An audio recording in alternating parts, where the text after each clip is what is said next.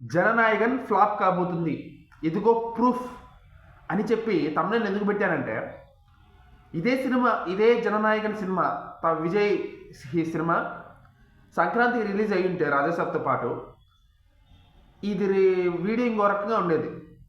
ఈ వీడియోలో దాని గురించి ఇంకో రకంగా మాట్లాడుకునేవాళ్ళం. బట్ ఇప్పుడైతే సినిమా మాత్రం హిట్ అయ్యే ఛాన్సులు చాలా చాలా చాలా తక్కువ. ఎందుకంటే ఇది భగవత్ సింగ్ కేసరి బాలకృష్ణ సినిమా రీమేక్ అని ట్రైలర్ చూసిన ప్రతి ఒక్కడికి తెలియడం, చిన్న పిల్లడికి కూడా అర్థమైపోయింది. కాబట్టి ఓవర్సీస్లో మార్కెట్, తెలుగు రాష్ట్రాల్లో మార్కెట్ ఉండదు ఈ సినిమాకి. విజయ్ పేరు మీద ఏమన్నా ఓవర్సీస్లో కలెక్షన్స్ వచ్చే రావచ్చు, కానీ సినిమా కంటెంట్ మీద మాత్రం ఓవర్సీస్లో జీరో కలెక్షన్స్. ఎందుకంటే రీమేక్ సినిమాకి అక్కడ ఆదరణ ఉండదు ఎక్కువ. సో అక్కడ ఈ తెలుగు రాష్ట్రాల్లో మార్కెట్ పోయినట్టే.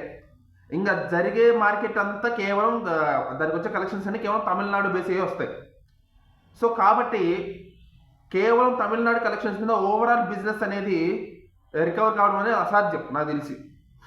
ఓవరాల్గా బిజినెస్ ఈ సినిమా బడ్జెట్ 300 కోట్లు కాబట్టి బిజినెస్ ఓవర్ 200 కోట్ల రేంజ్లో చేసి ఉంటారు. 200 కోట్లు, 250 కోట్లు, 300 కోట్లకు పైన బిజినెస్ కూడా జరిగే ఛాన్స్ ఉంది. కాబట్టి ఒక తమిళ వర్షన్ కలెక్షన్స్తో 300 కోట్లకు పైన షేర్ రావడం అనేది అంత తేలికైన విషయం కాదు.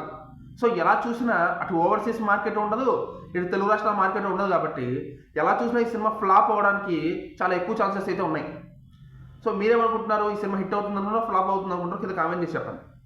జై హింద్.